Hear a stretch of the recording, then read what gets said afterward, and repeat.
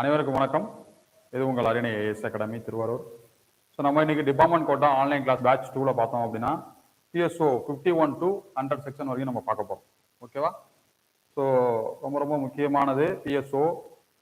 Already உங்களுக்கு தெரிஞ்சுக்கணும் ஏன் நம்ம வந்து பிஎஸ்ஓ ஸ்டார்ட் பண்ணியிருக்கோம் அப்படின்னு பார்த்தோம் அப்படின்னா, ஸோ ஐபிசி சிஆர்பிஸில் மாற்றங்கள் கொண்டு வரதுக்கு வாய்ப்புகள் இருக்குது அப்படின்னு சொல்லிட்டு தான் சொல்லியிருக்காங்களே வந்து இன்னும் மாற்றங்கள் வரல. ஸோ 20% மட்டும் தான் வாய்ப்பு இருக்குது. மாற்றங்கள் வர்றதுக்கு 20% வாய்ப்புகள் இருக்குது. அதனால நம்ம வந்து ஃபர்ஸ்ட் பிஎஸ்ஓ அண்ட் அட்மினிஸ்ட்ரேஷன் ஓரளவு கம்ப்ளீட் பண்ணிட்டு சைக்காலஜி, தமிழ், இங்கிலீஷ் இதெல்லாம் ஃபுல் கம்ப்ளீட் பண்ணிட்டோம் அப்படின்னா நமக்கு ஒரு ஏன்னா ஸ்டாண்டர்ட் சப்ஜெக்ட். சைக்காலஜி மாறப்போக கிடையாது, உங்களுக்கு தமிழ் மாறப்போக கிடையாது, இங்கிலீஷ் மாறப்போக கிடையாது, பிஎஸ்ஓ மாறப்போக கிடையாது. இதெல்லாம் ஃபுல் நம்ம ஸ்ட்ராங் பண்ணிட்டோம் அப்படின்னா நமக்கே ஒரு கான்ஃபிடென்ட் வந்துடும். ஈஸியாக நம்ம என்ன பண்ணலாம், எப்போ நோட்டிஃபிகேஷன் வந்தாலும் நம்ம சக்ஸஸ் பண்ணுறதுக்கு ரெடியாக இருக்கலாம். ஓகேவா? ஸோ இப்போலேருந்து நீங்கள் படிக்கிறது வந்து ஒரு நல்ல ஒரு ஸ்ட்ராட்டஜி, ஸ்டடி ஸ்ட்ராட்டஜிக்கு சொல்லுவோம்ல, ஸோ நல்ல மெத்தட் இதெல்லாம். ஓகேவா? ஸோ கடைசி கட்டத்தில் போய் எதுவுமே அவசரம் பண்ணோம் அப்படின்னா அது வந்து நல்லா இருக்காது. ஸ்டார்டிங்லேருந்து பொறுமையாக தெளிவாக கான்ஃபிடண்ட்டாக படித்தோம் அப்படின்னா ஈஸியாக பாஸ் பண்ணலாம். ஸோ டிபார்ட்மெண்ட் கோட்டா பாஸ் பண்ணுறது அப்படிங்கிறது ஒரு விஷயமே கிடையாது. ஸோ யாராச்சும் வந்து open quota plus department quota எலிஜிபிளாக இருக்கீங்க அப்படின்னா ஃபுல் அண்ட் ஃபுல் நீங்கள் வந்து டிபார்ட்மெண்ட் கோட்டா மட்டும் கான்சன்ட்ரேஷன் பண்ணுங்க. ஏன் அப்படின்னா ஸோ இது வந்து ப்ரொமோஷனுக்கு ரொம்ப ரொம்ப உங்களுக்கு யூஸ்ஃபுல்லாக இருக்கும். அது கூடவே வந்து ட்ரைனிங்கும் வந்து நீங்கள் வந்து ஈஸியாக பண்ணிட்டு போயிடலாம். நீங்கள் டிபார்ட்மெண்ட் கோட்டாவில் பாஸ் பண்ணுறீங்க அப்படின்னா உங்களுக்கு தான் ஃபர்ஸ்ட் ப்ரொமோஷன். ஸோ இன்றைய காலகட்டத்தில் எஸ்ஐ டு இன்ஸ்ட்ரக்டர் ப்ரொமோஷன் வந்து மினிமம் ஒரு 14 இயர்ஸ் ஆகும். ஸோ 10 இயர்ஸ் நம்ம சொல்லுவாங்க, 14 வருஷம் 16 வருடங்களோட ஆகும். ஸோ நீங்கள் ஒரு 40, 35 அந்த ஏஜில் இருக்கீங்க அப்படின்னா ஒரு 52 அந்த ஏஜில் தான் நமக்கு வந்து ப்ரொமோஷனே ஸ்டார்ட் ஆகும். சப்போஸ் நீங்கள் வந்து 2024 எஸ்ஐ ஆகி உள்ளே போகிறீங்க அப்படின்னா, அப்போ அதுலயும் ஃபர்ஸ்ட் 20% கோட்டாவுக்கு ஃபில் பண்ணிட்டு தான் அதுக்கப்புறம் ஓப்பன் கோட்டா ஃபில் பண்ணுவாங்க. அதுல ஒரு 2 இயர்ஸ் பேக்ல போயிடும். ஸோ இதெல்லாம் வந்து நம்ம ஃபியூச்சர் பிளான் பண்ணி நம்ம என்ன பண்ணணும் அப்படின்னா இதெல்லாம் வந்து நம்ம திங்க் பண்ணணும். ஓகேவா? ஸோ ரொம்ப யங்ஸ்டராக இருக்கீங்க, ஒரு 25 ஏஜ்ல இருக்கீங்க, ஆனால் நீங்கள் வந்து டிபார்ட்மெண்ட் கோட்டா எலிஜிபிள், டிகிரி நல்லா படிச்சிருக்கீங்க, இன்ஜினியரிங் படிச்சிருக்கீங்க அப்படின்னா நீங்கள் குரூப் 2, குரூப் 4 நல்லா ஃபோக்கஸ் பண்ணி கான்சன்ட்ரேஷன் பண்ணி படிக்கலாம். ஏன் அப்படின்னா ஸோ இது வந்து லைஃப் செட்டில்மெண்டான போஸ்ட். குரூப் 4, குரூப் 2 அதெல்லாம் வந்து எனக்கு வந்து ஸ்மூத்தாக போகணும், லைஃப் வந்து காமாக போகணும் அப்படின்னு சொன்னால் குரூப் 4, குரூப் 2 நீங்கள் வந்து படிக்கலாம். அது ஒரு நல்ல ஜாப். ஸோ இப்போ போலீஸாக இருக்காங்க அப்படின்னா போலீஸ்லேருந்து ஒரு ப்ரொமோஷன் எடுத்துட்டா கிரேட் 1 அப்படிங்கிறது பெரிய ப்ரொமோஷன் கிடையாது. அடுத்து ஹெச்சி அப்படிங்கிறத விட பெரிய ப்ரொமோஷன் கிடையாது. ஒன்றும் கிரேட் பேரில் கூட அந்தளவுக்கு பெரிய மாற்றங்கள் வரப்போ கிடையாது. உங்களோட ஓய்வு நாளில், அதாவது ஓய்வு பெற டயத்தில் நீங்கள் எஸ்எஸ்ஐ ஆக போவீங்க, எஸ்ஐ ஆகுறீங்க. அந்த டயத்துல அது எஸ்ஐ கொடுத்தான்னா எஸ்ஐ கொடுக்காம இருந்தானா. ஆனால் ஒரு குரூப் 4ல பாஸ் பண்ணி உள்ள போறவங்களுக்கு பார்த்தோம் அப்படின்னா ஒரு 5 இயர்ஸ்லேயே ப்ரொமோஷனா இப்போ குரூப் 4ல பார்த்தோம்னா நமக்கு தெரிஞ்ச விஓ மட்டும் நினைச்சிட்டு இருப்போம். ஸோ ஜூனியர் ரெவன்யூ இன்ஸ்பெக்டர் இருக்கு, ஸோ பஞ்சாயத்து டெவலப்மெண்ட் இருக்கு, லோக்கல் ஃபண்ட் ஆடிட் இருக்கு, பிடிஓ ஆஃபீஸில் அசிஸ்டன்ட் இருக்காங்க, ஸோ ஒரு ரிஜிஸ்டர் ஆஃபீஸில் வந்து அசிஸ்டன்ட் இருக்காங்க. இதெல்லாம் எதுக்கு சொல்ல வரோம் அப்படின்னா சப்போஸ் நீங்க இருக்கீங்க அப்படின்னா உங்க ஜென்ரேஷன் இருக்காங்க, உங்க ஃப்ரெண்ட்ஸ் இருக்காங்க, உங்க சகோதரர்கள் இருக்காங்கன்னா அவங்கள வந்து அந்த ட்ராக்ல மூவ் பண்ணீங்க அப்படின்னா ஃபியூச்சர் நல்லா இருக்கும், உங்களுக்கு எதிர்காலம் நல்லா இருக்கும். இப்போ நமக்கே தெரியும், போலீஸாக இருந்துட்டு நம்ம குரூப் 1 படிக்க முடியுமா, எஸ்ஏ இருந்துட்டு குரூப் 1 படிக்க முடியுமா, அதெல்லாம் வாய்ப்பே கிடையாது. டிஎன்பிசி ஃபீல்டு அப்படிங்கிறது ஒரு வித்தியாசமான ஃபீல்டு, நல்ல ஃபீல்டு. ஆனால் கொஞ்சம் டைம் எடுக்கும். அவ்வளோதான், ஒரு 2 இயர்ஸ் எடுத்தாலும் ஒன் டைம் நம்ம அடிச்சிட்டோம் அப்படின்னா ஒரு 5 இயர்ஸ்ல நீங்க ஃபர்ஸ்ட் ஜேஆர்ஐ நீங்க போஸ்டிங், ஜேஆர்ஐனா ஜூனியர் ரெவன்யூ இன்ஸ்பெக்டர், தாசில்தார் ஆஃபீஸில் போஸ்டிங் போடுவாங்க. அதில் ஒரு 5 இயர்ஸ்ல பார்த்தோம் அப்படின்னா ரெவன்யூ இன்ஸ்பெக்டர், ஆர்ஐ. ஸோ இதுமாதிரி நிறையா போஸ்டிங்லாம் இருக்கு, நிறையா பொது விஷயங்கள்லாம் தெரிஞ்சு வச்சுங்க. ஸோ நம்ம ப்ரீவியஸ் கிளாஸ் நடந்த கொஸ்டின்ஸ் நம்ம என்ன பண்ணலாம், கொஞ்சம் டிஸ்கஸ் பண்ணிட்டு ஆஃப்டர் நம்ம வந்து பிஎஸ்ஓ 51 ஸ்டார்ட் பண்ணலாம். ஸோ இன்றைய வகுப்பில் நம்ம என்ன பார்க்க போறோம் அப்படின்னா வெகுமதிகள். 3 பாயிண்ட். வெகுமதிகள், குற்ற வழக்குகள் சம்பந்தமா, காவல்துறையில சம்பந்தப்பட்ட நபர்கள் குற்ற வழக்கில் ஈடுபடும் பொழுது அவர்கள் மீது வழக்குகள் பதிவு செய்யும் பொழுது அந்த வழக்குகளை எப்படி கையாளுறது, அது சம்பந்தம் பார்க்க போறோம். அடுத்து தண்டனைகள். இது ரொம்ப ரொம்ப 3மே அத்தியாயங்கள் ரொம்ப முக்கியமான அத்தியாயங்கள். பிஎஸ்ஓ 1லேருந்து 5 அத்தியாயங்கள் வரைக்கும் எதை பத்தி சொல்லுது அப்படின்னா கெசட்டட் ஆபீசர், அரசிதழ் பதிவு பெற்ற அதிகாரியுடைய நியமனம், சம்பளம், பதவி உயர்வு, தேர்வு, பயிற்சி முறை இதெல்லாம் பத்தி சொல்றது. ஸோ அதுல இருந்து மேக்சிமம் கேள்விகள் வந்து வரதுக்கு வாய்ப்புகள் கிடையாது. அதிகபட்சம் கேட்டாங்க அப்படின்னா என்ன பண்ணுவாங்க அப்படின்னா தமிழ்நாடு டிபிஎஸ்ல இருந்து ஐபிஎஸ்ஆ மாறுறாங்கல்ல, அவங்களுக்கு எத்தனை சதவீதம் ஒதுக்கீடு செய்வாங்க, ஆன்சர் பண்ணுங்க. ஒரு 5 மினிட்ஸ் வந்து டிஸ்கஷனா போயிட்டு இருக்கும், ஆன்சர் பண்ணுங்க, கமெண்ட் பண்ணுங்க. ஸோ டிபிஎஸ் டு ஐபிஎஸ்ல தமிழ்நாடு கேடருக்கு எவ்வளோ, எத்தனை பர்சன்டேஜ் ஒதுக்குவாங்க? சீக்கிரம் ஆன்சர் பண்ணுங்க.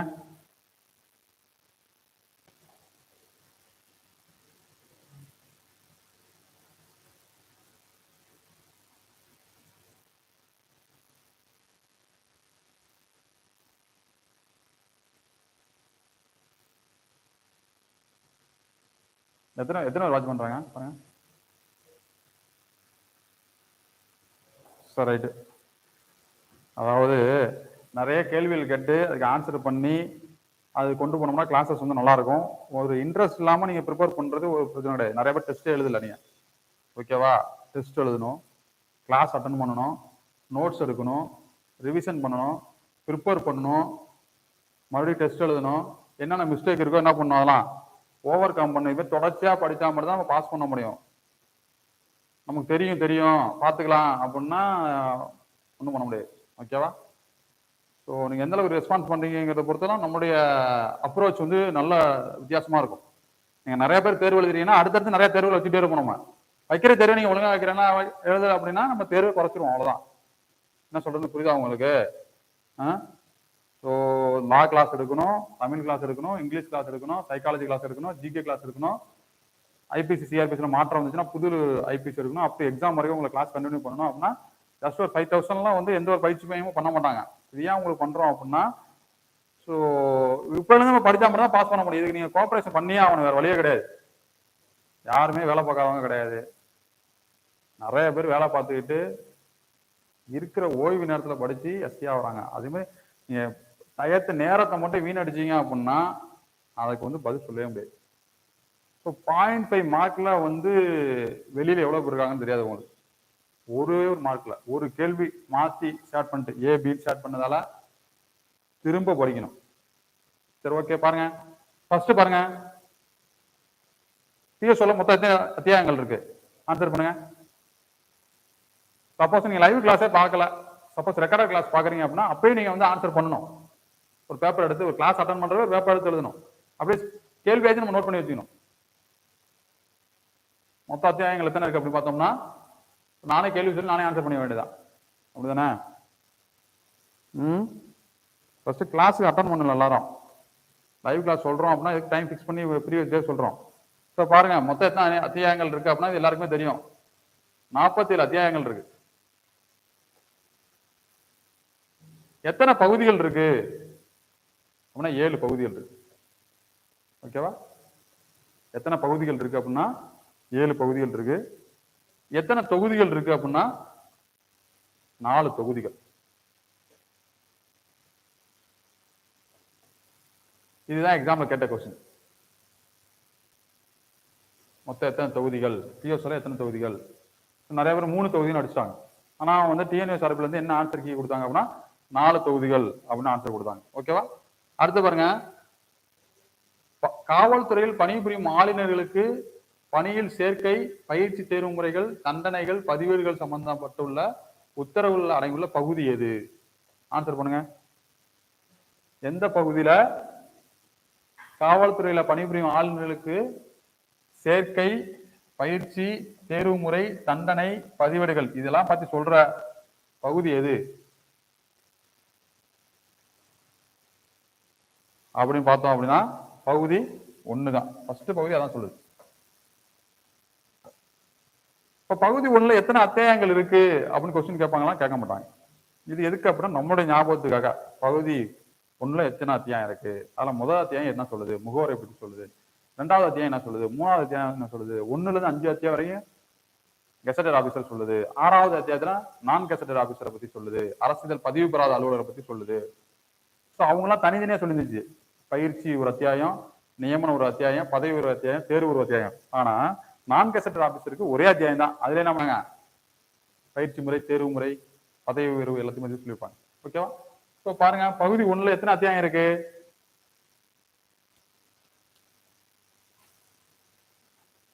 12 அத்தியாயம் இருக்கு. ஓகேவா? நீங்க ஒரு பேப்பர் எடுத்துட்டு ஆன்சர் நோட் பண்ணி வச்சீங்க. இதெல்லாம் உங்களுக்கு தெரிஞ்சுக்கணும். இதெல்லாம் வந்து பிஎஸ்ஓ வந்து பழகிறதுக்காக. பிஎஸ்ஓன்னு எடுத்துட்டோம்னா நமக்கு அப்படியே தெரியணும். ஓகே. இப்போ படிக்கிறது எப்படின்னா ஸ்கேனிங் பண்றது. கம்ப்யூட்டர் ஸ்கேன் பண்ண பார்த்தீங்களா? அப்படியே அதே போல நம்ம படிக்கணும். இந்த கலர் லெட்டரா இந்த இந்த இந்த கிளாஸ் கவனிக்கிறீங்க அப்படின்னா இந்த எழுத்து பிளாக்ல இருக்கு, இந்த எழுத்து ரெட்டில் இருக்கு. அந்த அளவுக்கு நம்ம ஸ்கேன் பண்ணணும், அந்த எழுத்துக்கள் ஸ்கேன் பண்ணணும். அந்த அளவுக்கு நம்ம கான்சன்ட்ரேஷன் கவனிச்சோம்னா படிக்கிறது ஈஸியாயிடும். உங்களுக்கு நிறைய கேள்விகள் வந்து ரெடி பண்ணியிருந்தேன், நிறைய பேர் டிஸ்கஷன் ஆன்சர் பண்ணுங்கன்னு சொல்லிட்டு. ஸோ ப்ரீவியஸ் பேட்ச் 1 கிளாஸ் வந்து சூப்பராக டிஸ்கஸ் பண்ணாங்க, எல்லாருமே நிறைய பேர் ரெஸ்பான்ஸ் பண்ணாங்க. ஓகேவா? ரெஸ்பான்ஸ் கம்மியாக இருந்துச்சு அப்படின்னா நமக்கும் அடுத்த கிளாஸ் நான் என்ன பண்ணுவேன், டேரக்டா கிளாஸ்க்குள்ள போயிடுவேன். சரி, ரைட். அடுத்து பாருங்க, பகுதி 1ல எத்தனை பிரிவுகள் இருக்கு? 1ல இருந்து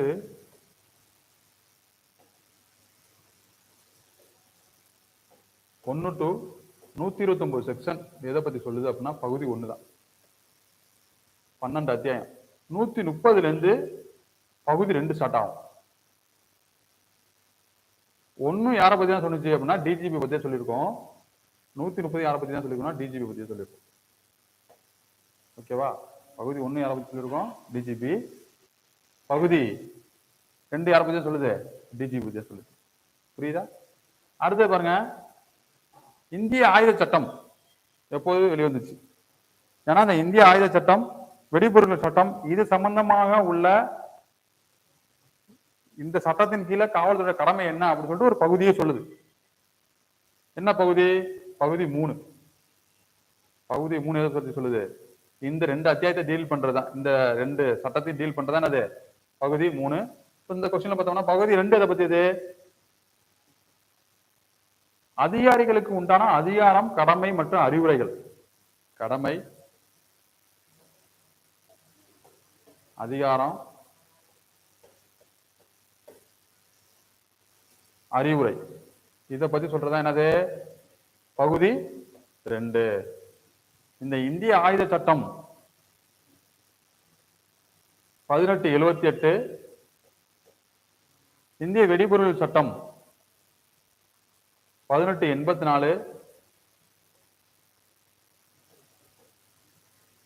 இது 2 பத்தி டீல் பண்றதுதான் பகுதி 3. இதுல காவல்துறைக்கு என்ன கடமைகள்? 100% கேட்க மாட்டாங்க. பகுதி 3 என்ன பத்தி சொல்லுது, பகுதி 2 என்ன பத்தி சொல்லுது, பகுதி 1ல எத்தனை அத்தியாயம் இருக்கு, பகுதி 1ல எத்தனை பிரிவுகள் இருக்கு. ஆனா நமக்கு வந்து இது எதுக்கு யூஸ் ஆகும் அப்படின்னா, PSO 130 அப்படிங்கிறது பகுதி 2 ஞாபகம் வச்சுட்டோம்னா எங்கேயாச்சும் எக்ஸாம்ல டெஸ்ட் எழுதுறப்ப ஆப்ஷன் எலிமினேஷன் மெத்தட் நமக்கு யூஸ் ஆகும். ஓகே, பகுதி 1 டிஜிபி, பகுதி 130 PSO 130 டிஜிபி, பகுதி 1ல வந்து 27 அத்தியாயங்கள் இருக்கு, பகுதி 2 எதுல ஸ்டார்ட் ஆகுது, 130 ஸ்டார்ட் ஆகுது அப்படின்னு ஞாபகம் வச்சுக்கலாம். பகுதி 1 12 அத்தியாயம் இருக்கு. ஓகே, அடுத்து பாருங்க, கிராம காவலர்கள் மற்றும் காவல்துறையில் பிற பிரிவுகள் பற்றி குறிப்பிடும் பகுதி எது?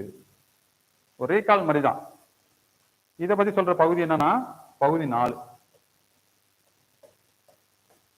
அடுத்து பாருங்க, ப்ரீவியஸ் கிளாஸ்ல பார்த்த ஒரு கிளாஸ் PSO 1 எதை பத்தி சொல்லுது? Tamil Nadu police, DGP control.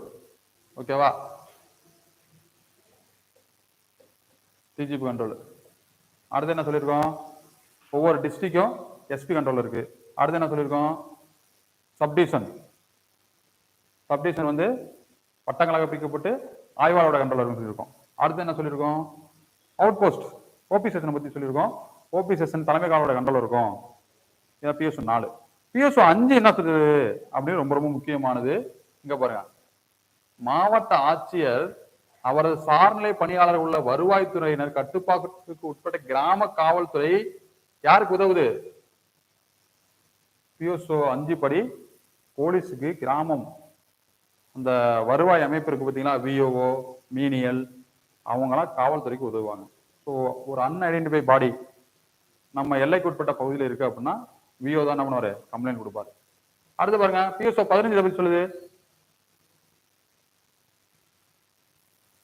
PSO 15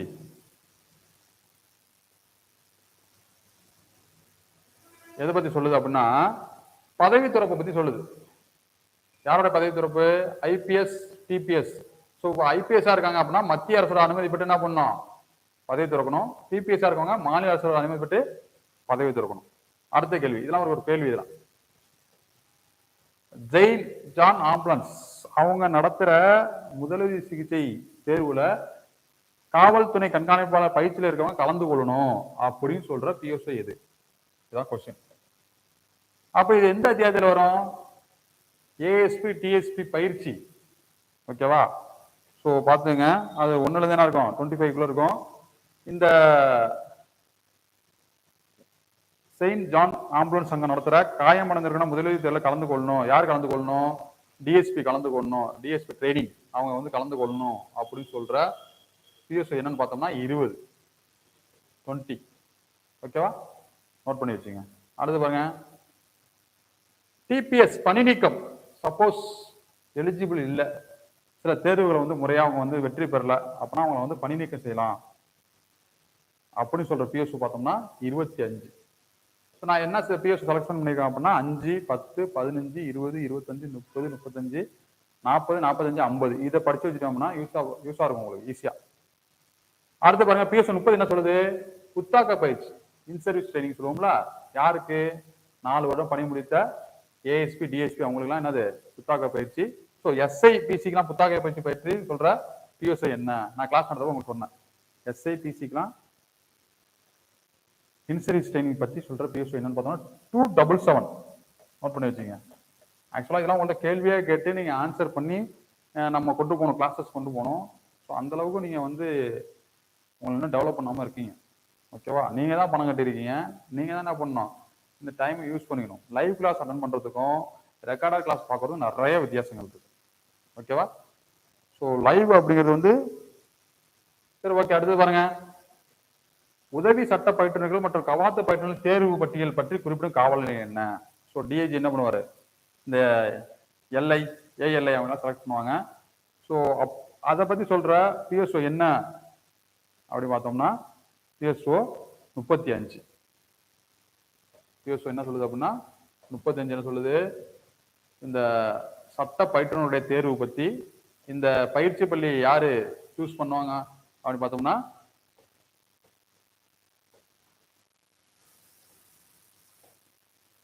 DIG என்ன பண்ணுவாரு? சூஸ் பண்ணுவாங்க.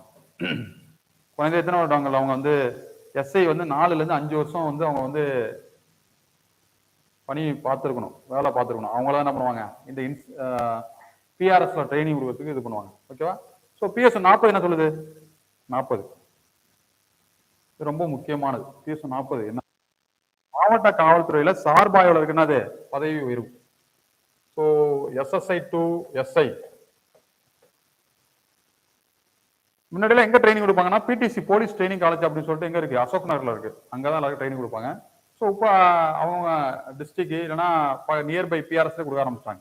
ஸோ இந்த பட்டியலை யார் தயாரிப்பாங்க அப்படின்னா எஸ்பி தயாரிப்பாங்க. எஸ்பி தயாரித்து டிஐஜிக்கு அனுப்புவாங்க. ஸோ அவங்களுக்கு ட்ரைனிங் பார்த்தோம்னா 6 வாரங்கள். அடுத்து பாருங்க, பிஎஸ்ஓ 45 ஏற்பளிக்கப்பட்ட பணி, இந்த பதவி உயர்வு சம்பளம் பத்தி சொல்றதெல்லாம் 45. 50 என்ன சொல்லுது அப்படின்னா உயிர் சொத்துக்களை காப்பாற்றுதல் தீயணைத்து முதல்வர பரிசுகள் பற்றி குறிப்பிடுவது என்ன அப்படின்னா பிஎஸ்ஓ 50. இதையாச்சும் ஞாபகம் வச்சுக்கலாம். 50 என்ன சொல்லுது? ரிவார்டு யாருக்கு? உயிர் சொத்து இதெல்லாம் காப்பாற்றுறது, தீயணைத்தல் இதெல்லாம் பண்றாங்க பார்த்தீங்களா, அதுல ஈடுபட்ட காவலர்களுக்கு உங்களுக்கு வந்து ரிவார்ட்ஸ். அது பத்தி சொல்ற பிஎஸ்ஓ என்ன பார்த்தோம்னா 50. ஓகேவா? சரி, ஓகே. இப்போ நம்ம வந்து பிஎஸ்ஓ 46 to அதுல ஸ்டார்ட் ஆகிடும். வெகுமதிகள், வெகுமதி வடிவங்கள் அதெல்லாம் நம்ம பார்த்துட்டு இருக்கோம். அதோட கண்டினியூட்டியா தான் நம்ம இந்த கிளாஸ் நம்ம பார்க்க போறோம். ஸோ இந்த வெகுமதிகள் 3 பாயிண்ட், ரிவார்ட்ஸ் அண்ட் பனிஷ்மெண்ட் வந்து கண்டிப்பா 2 கேள்வி இருக்கு. ஸோ இந்த 2 அத்தியாயத்தை இந்த கிளாஸ்ல வந்து 2 கேள்வி இருக்கு. அப்ப இந்த கேள்வி அப்படிங்கிறது இந்த வகுப்புங்கிறது எவ்வளவு முக்கியமானதுன்னு பாத்துக்கோங்க. என்ன சொல்றேன்னு புரியுதா உங்களுக்கு? இந்த வகுப்பு அப்படிங்கிறது எவ்வளவு முக்கியமானது.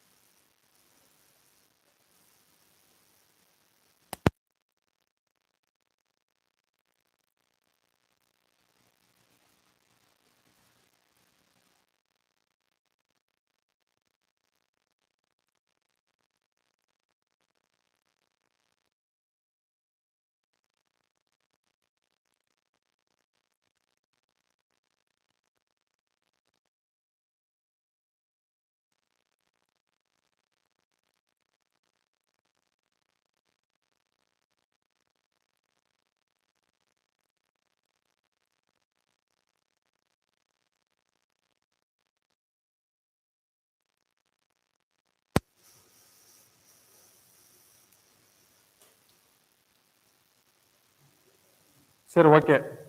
பிஎஸ்ஓ 51லேருந்து நம்ம இன்னைக்கு இந்த கிளாஸ்ல பார்க்க போறோம். இது ரொம்ப ரொம்ப முக்கியமான கிளாஸ், ஆல்ரெடி சொல்லியாச்சு உங்களுக்கு. ஓகேவா? சவுண்ட் வருதா பாருங்க. மீட் எடுத்துட்டீங்களா? செக் பண்ணுங்க, சவுண்ட் வருதா பார்த்துங்க. செக் பண்ணுங்க. ஸோ ஃபர்ஸ்ட் பிஎஸ்ஓ 51 பாருங்க. படையை விட்டோடியவர்களை பிடித்ததற்கான வெகுமதி. ஸோ ராணுவத்திலிருந்து ஓடி வந்துட்டாங்க. அவங்க ஏதோ கஷ்டத்தை அப்படியே இருப்பாங்க, வேற வழியே கிடையாது. அவங்கள பிடிச்சி கொண்டு போய் நம்ம என்ன பண்ண முடியாது, நம்ம யாரும் அந்த மாதிரிலாம் பண்றது கிடையாது. ஆர்மிலேருந்து உடையாந்தவங்களை வந்து நம்ம பிடிக்கிறது கிடையாது. சப்போஸ் ஆர்மில இருந்து நமக்கு ஸ்பெஷலா லெட்டர் இருப்பாங்க, அவங்க எந்த லிமிட்டு எந்த ஸ்டேஷன் அப்படின்னு பார்த்து இவர் ஏதாச்சும் அஃபென்ஸ் பண்ணிட்டு வந்தாரு, இல்லை வெப்பன்ஸ் ஏதாச்சும் எடுத்துட்டு வந்தாரு, அதெல்லாம் சான்சஸ் வந்து ரொம்ப குறைவு தான். சப்போஸ் ஏதாச்சும் குற்றங்கள் பண்ணிட்டு வந்தாரு, இப்போ ராணுவத்துல வந்து ராணுவ வீரர் வந்து ஒரு அஃபென்ஸ் பண்றாரு அவங்களுடைய ஏரியாவில் அப்படின்னா அவங்களுக்கு தனி சட்டங்கள் வச்சிருப்பாங்க, ஆக்ட், ஆர்மி ஆக்ட். அந்த ஆக்ட் படி தான் அவங்களுக்கு வந்து பனிஷ்மெண்ட் பண்ணுவாங்க. அந்த சட்டத்தில் போய் நம்ம ஐபிசி சட்டத்தை வந்து என்ன பண்ண முடியாது, இன்க்ளூட் பண்ண முடியாது. இதான் ஐபிசி 6 சொல்லுது. ஐபிசி என்ன 6 என்ன சொல்லுது அப்படின்னா, ஜென்ரஸ் எக்ஸப்ஷன், விலக்குகள் அப்படின்னு சொல்லிட்டு சொல்லியிருக்கோம். ஓகேவா? ஆர்மி ஆக்ட் சில ஆக்ட்ல போயிட்டு நம்ம ஐபிசி இன்க்ளூட் பண்ண முடியாது. ஸோ அவர் சில அஃபென்ஸ் பண்ணிட்டு நம்ம வில்லேஜ் விடையாண்டாரு அப்படின்னா அவங்க என்ன பண்ணுவாங்க அப்படின்னா அவங்க மெசேஜ் வைப்பாங்க. ஸோ இந்த கேடர்ல உள்ள இவர் வந்து வந்தாரு, அவரை வந்து நீங்க வந்து செக்யூர் பண்ணி கொடுக்கணும் அப்படின்னு சொல்லிட்டு அவரை செக்யூர் பண்ணி நம்ம கொடுத்தோம் அப்படின்னா அதுக்கு ரிவார்ட்ஸ் வெகுமதிகள் வந்து ராணுவத்துல இருந்து கொடுப்பாங்க. இதில் கொடுத்துருவாங்க பாருங்க. அந்த பரிசுகளை அந்த உடையாந்தவருக்கும் பிடிச்சி விடுறவங்க எந்த ரிலேஷன்ஷிப் இருக்கக்கூடாது. அவ்வளோதான். இவ்வளோதான் சொல்றது பிஎஸ் 51. பிஎஸ்ஓ 50னா ஆர்மி, பிஎஸ்ஓ 50னா உயிர், சொத்து, ரிவார்டு அப்படின்னு தீயணைத்திற்கு ரிவார்டு. ஷார்ட் கீ பாயிண்ட்ஸ் நம்ம தெரிஞ்சு வச்சுக்கணும். ஒரே இதுக்கு ஒரே 2 கீ பாயிண்ட்ஸ் நம்ம படிக்கக்கூடாது. என்ன சொல்லணும் புரியுதா உங்களுக்கு? அடுத்து பாருங்களேன், ரொம்ப ரொம்ப முக்கியமானது பிஎஸ்ஓ 52. ஸோ இன்னைக்கு நம்மளோட கிளாஸ் வச்சோம், அதாவது டெஸ்ட் வச்சோம். என்ன டெஸ்ட் வச்சோம்னா அரசியலமைப்பு பிளஸ் டெஸ்ட் வச்சோம். ஸோ அரசியலமைப்பு ரொம்ப இன்ட்ரெஸ்டிங்கான சப்ஜெக்ட். அது இன்ட்ரெஸ்டா படிக்கிறப்போ ரொம்ப ஈஸியா இருக்கும். ஸோ மேக்ஸ் சைக்காலஜியா பார்த்தோம்னு வச்சுக்கலாம், ரொம்ப எளிமையானது. நிறைய பேர் 40க்கு 40 தான் எடுக்கிறாங்க. சில பேர் பேசிக் தெரியாம இருக்கிறதால தான் அவங்க 40 அவுட் ஆஃப் 40 எடுக்க முடியல. ஸோ பெருக்கல், சாதாரண பெருக்கல், மல்டிபிளிகேஷன், அடிஷன், சப்ட்ராக்ஷன் இதெல்லாம் தப்பா பண்றது, ஸ்கொயர் எடுக்க தெரியாது, ரூட்டுக்கு அந்த எடுக்க போறது, இதெல்லாம் வந்து பேசிக்கே கத்துக்காம ஒரு எல்சிஎம் வச்சு எடுக்க தெரியாம இருக்கவங்க தான் திணறுவாங்க கடந்து. ஸோ அதுக்காக உங்களுக்கு பேசிக் கிளாஸ் போட்டிருக்கு. ஸோ நம்ம அரசியலும் படிக்கிறப்ப சரத்து 52 எதுல இருந்து ஆரம்பிக்கும் அப்படின்னா மத்திய அரசு அவங்களுடைய அதிகாரங்கள் அதுல இருந்து ஆரம்பிக்கும். ஸோ மத்திய அரசை பொறுத்தளவுக்கு ஃபர்ஸ்ட் பர்சன் யாரு அப்படின்னா இந்தியாவுடைய முதல் குடிமகன் யார் சொன்னோம் அப்படின்னா குடியரசுத் தலைவர் தான் முதல் குடிமகன் அப்படின்னா குடியரசுத் தலைவர். இரண்டாவது குடிமகன் பார்த்தோம்னா குடியரசுடைய மனைவி. புரிஞ்சுச்சா? குடியரசுத் தலைவரே என்ன பண்ணலாம்னா பதவி நீக்கம் பண்ணலாம். குடியரசுத் தலைவர் ஒருவருக்கு தான் என்ன இருக்கு அப்படின்னா மரண தண்டனையை மன்னிப்பளிக்கிற அதிகாரம் இருக்கு. ஸோ சரத்து 72 என்ன சொல்லுது அப்படின்னா மரண தண்டனையை மன்னிப்பளிக்கும் அதிகாரம் யாருக்கு அப்படி இருக்குன்னா குடியரசுத் தலைவருக்கு மட்டும்தான் இருக்கு. குடியரசுடைய பதவி நீக்கம் பத்தி சொல்ற அரசியலமைப்பு சரத்து என்னன்னு பார்த்தோம்னா 61. ஞாபகம் வச்சுங்க. இதெல்லாம் வந்து ஏன்னா குடியரசுத் தலைவரே பதவி நீக்கம் பண்ணலாம்.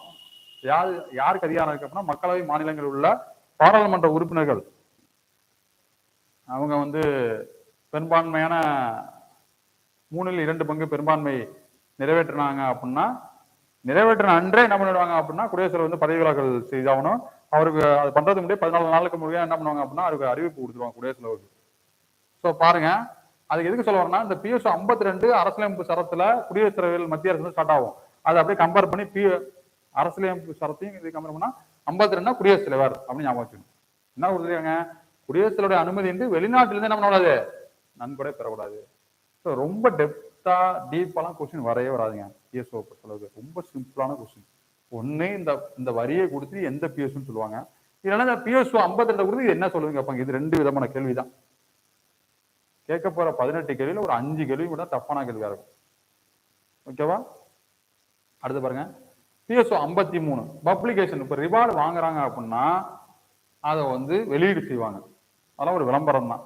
இது 2 வகையான விளம்பரம் இருக்கு. ஃபர்ஸ்ட் பார்த்தோம் அப்படின்னா அரசாங்கத்தாலும் டிஜிபியாலும் கொடுக்குற ரிவார்டு வந்து எங்க வெளியிடுவாங்க அப்படின்னா காவல்துறையுடைய அரசிதழ், நம்முடைய போலீஸ் கெசட் அப்படின்னு சொல்லுவோம்ல, அதுல வெளியிடுவாங்க. யாரு?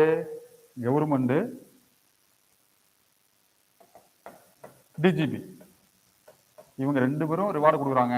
அப்ப இவங்க என்ன பண்ணுவாங்க, முக்கியமானது என்ன பண்ணுவாங்க, ரிவார்டு கொடுப்பாங்க. அந்த இதை அரசிதழ் காவல்துறை அரசிதழ வெளியிடுவாங்க. ஸோ இன்னைக்கு நடத்துற பிஎஸ்ஓ கிளாஸ் நாளைக்கு டெஸ்ட் அப்படிங்கிறப்ப இதே மாதிரி கேள்வி கேட்டிருப்பேன். அடுத்து பாருங்க, எஸ்பி டு ஐஜி இவங்க கொடுக்குற பரிசுகள் காவல் குற்ற நடப்பு ஏடு அப்படின்னு ஒன்று இருக்கு. என்ன இருக்கு? காவல், இந்த வார்த்தையில ஞாபகம் வச்சுக்கணும், காவல் குற்ற நடப்பு ஏடு. ஸோ காவல் குற்ற நடப்பு ஏடோட ரிலேட்டடான பிஎஸ்ஓ என்னது? 53. பிஎஸ்ஓ 53 மட்டும்தான் இந்த காவல்துறை அரசிதழ் காவல் குற்ற நடப்பு ஏடு வரும். அப்ப யாரு கொடுக்கிற பரிசுகள் வெகுமதிகள் காவல் குற்ற நடப்பு ஏட்டில் வெளியிடப்படும் அப்படின்னு சொன்னோம்னா யாரு? SP to DIG. இது ஒரு கொஸ்டின் ஆயிட்டா.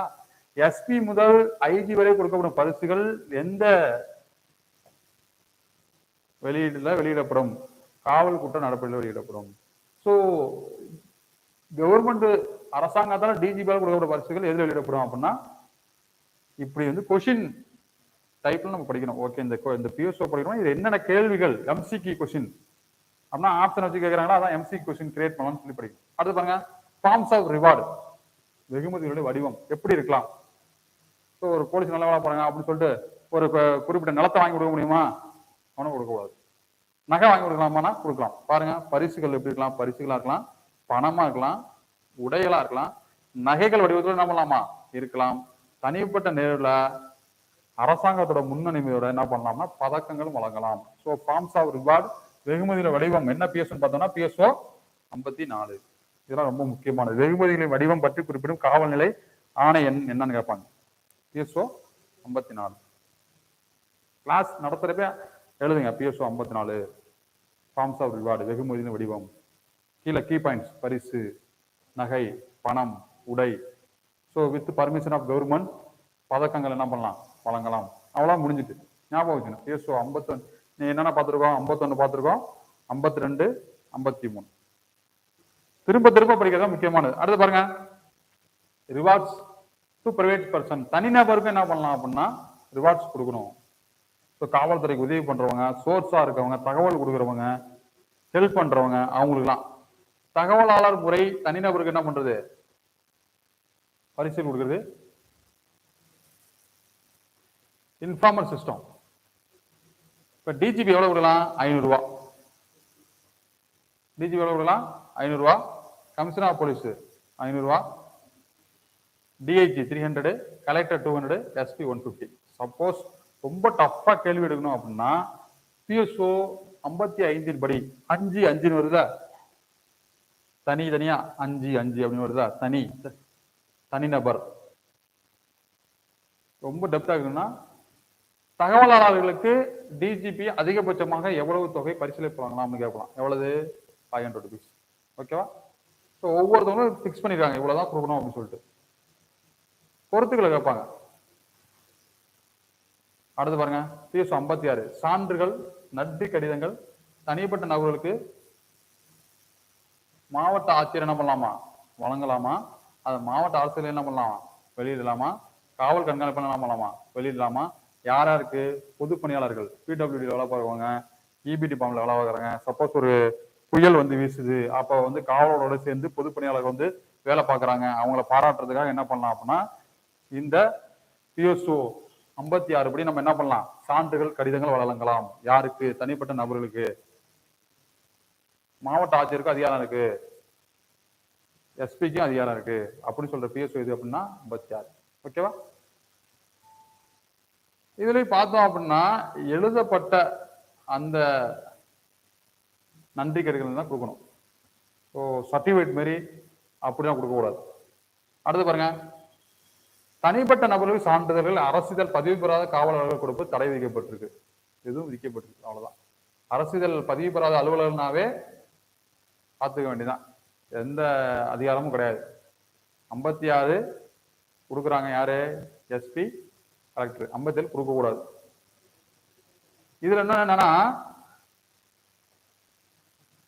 சோ இந்த நற்சான்று இவர் வந்து நல்ல மனிதர், இப்போதைக்கு உள்ள நிலைமையில ஸ்டேஷன் கூட என்ன பண்ணக்கூடாது, இவர் மேல எந்த வழக்குகள் இல்ல அப்படின்னு சர்டிபிகேட் கொடுக்க கூடாது. PVC police verification certificate,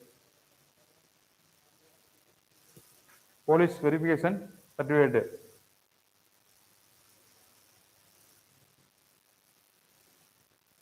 certificate to private individuals granted by non gazetted of police officer prohibited அப்படின்னா தடை செய்யப்பட்டிருக்கு அப்படின்னு அர்த்தம். 57 தடை செஞ்சுட்டாங்க, அவ்வளவுதான். ஸோ உள்ள செக்ஷன்ல ரொம்ப ரொம்ப முக்கியமான செக்ஷன் இந்த 58 தான்.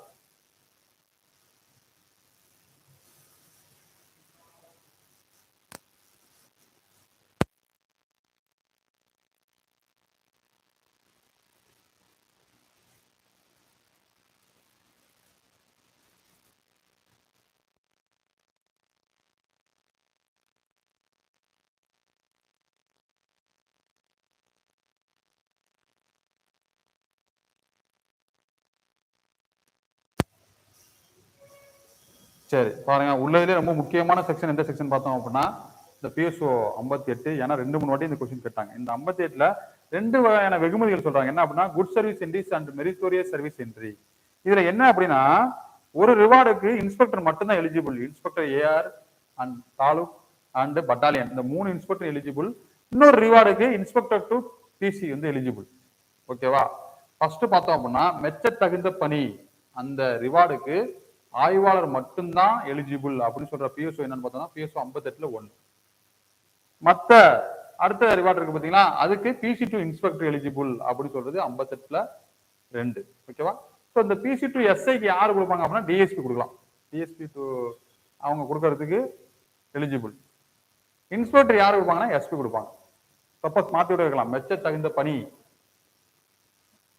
வெகுமதி வந்து ஆய்வாளருக்கு யாரு கொடுக்கறதுக்கு அனுமதி அப்படின்னா எஸ்பிக்கு தான். ஓகேவா?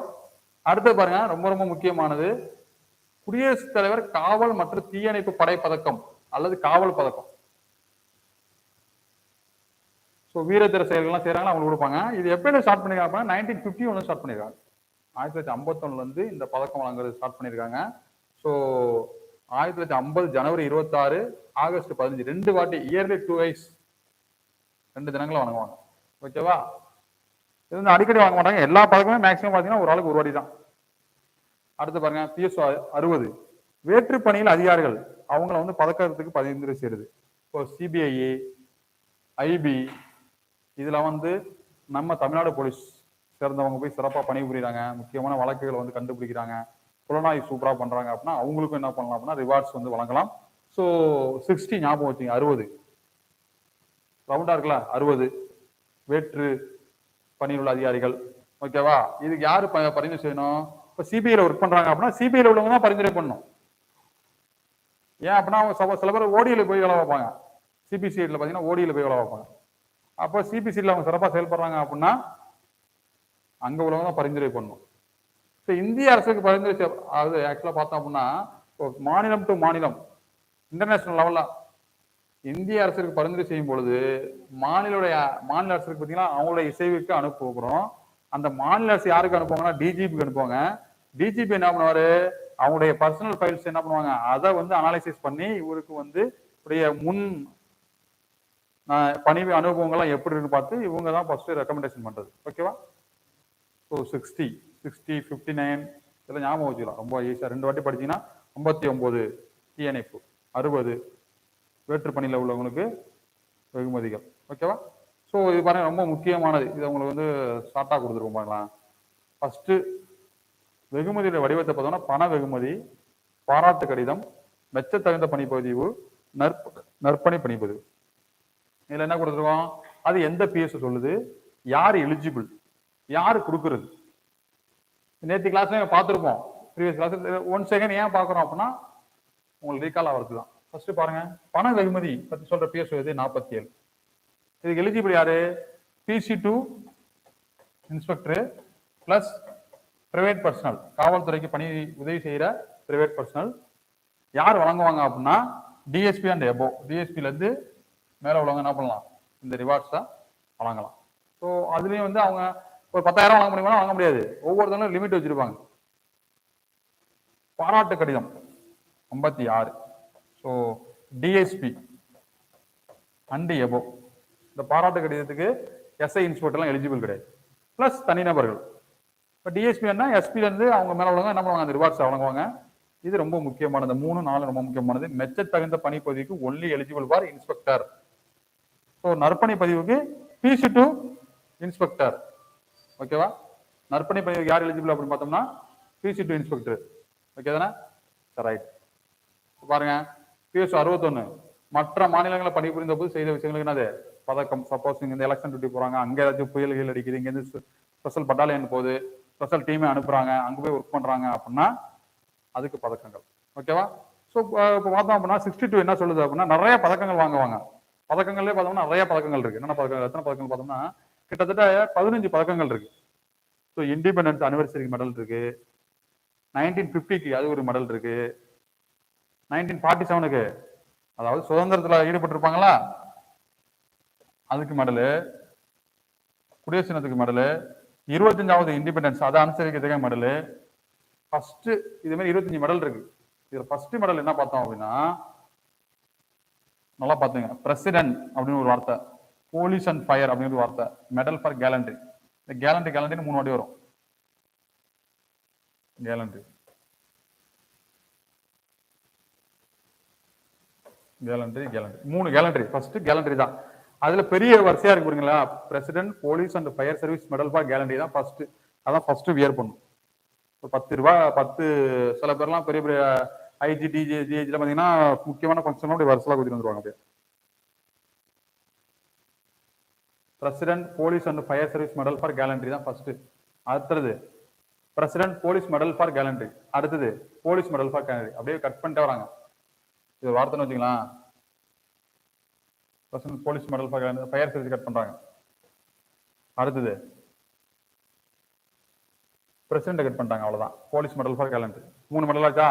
அடுத்த பாருங்க இந்த 3 ஒரு 4 இந்த இது ஒரு பேரா இருக்கும். ஊண்ட் மெடல், பூர்வி, பஸ்மி, ரக்ஷா, சங்கரம். ஊண்டு, பூர்வி, பஸ்மி, ரக்ஷா, சங்கரம். இதாயிடுச்சா. அடுத்து பாருங்க இது 3 ஒரு பேர். Police medal, police president police and fire service medal, president police medal for distinction service. இது ஒரு 3 பேரா. அடுத்தது தனியா பாருங்க மெரிட்டோரி சர்வீஸ், இது ஒரு 3 பேர்.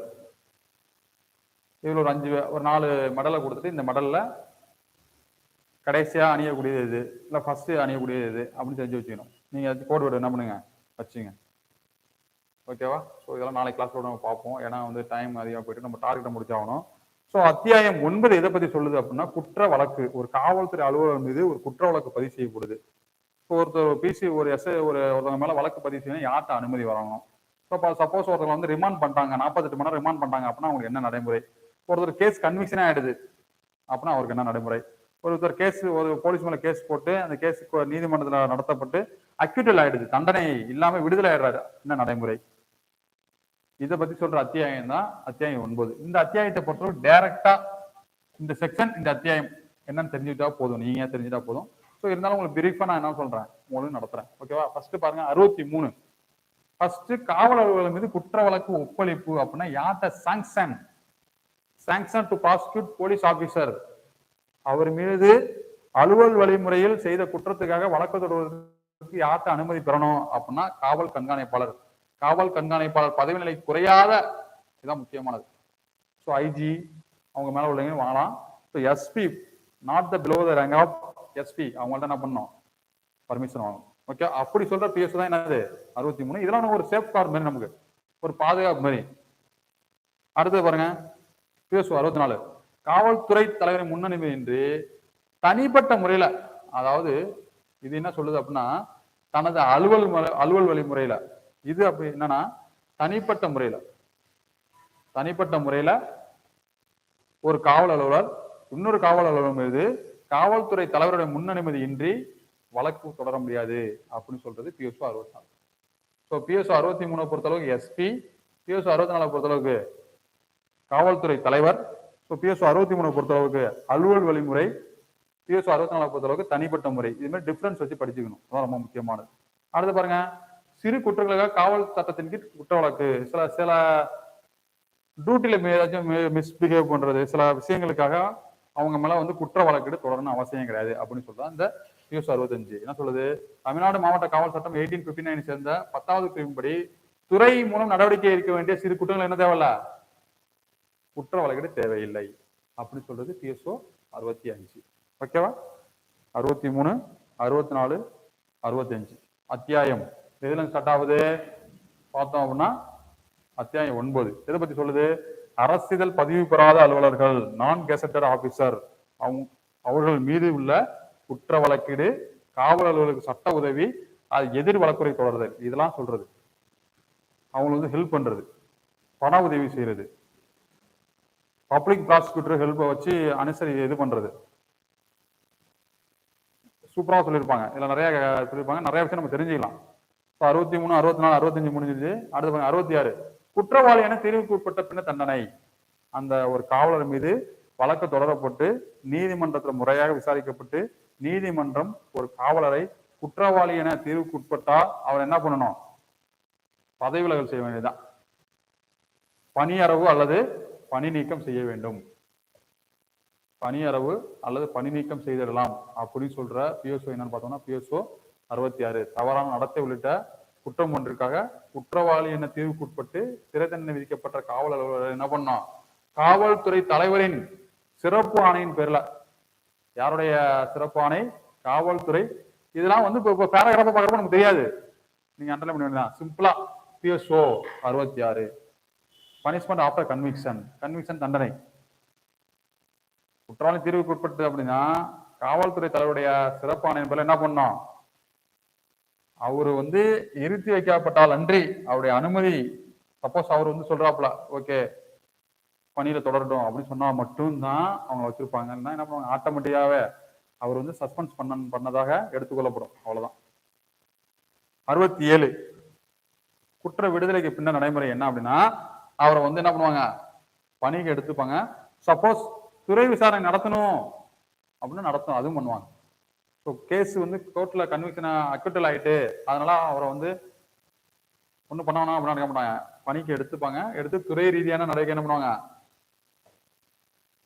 துறை ரீதியான நடவடிக்கை எடுப்பாங்க ஸோ 66 67 ரொம்ப முக்கியமானது பார்த்தீங்க ஈஸியா புரியுறது தான் இதுக்கு தான் சொன்ன ஸ்கேனிங் பிஎஸ்ஓ எத்தனை பகுதி இருக்கு எத்தனை தொகுதி இருக்கு எத்தனை அத்தியாயம் இருக்கு அத்தியாயம் 1 என்ன சொல்லுது 2 என்ன சொல்லுது 3 என்ன சொல்லுது ஓகே தண்டனை இந்த அத்தியாயம் குற்ற வழக்கு சம்பந்தமா சொல்ற அத்தியாயம் எது அத்தியாயம் 9 எந்த பிரிவு ஸ்டார்ட் ஆகுது ஃபர்ஸ்ட் பிரிவு 63 ஸ்டார்ட் ஆகுது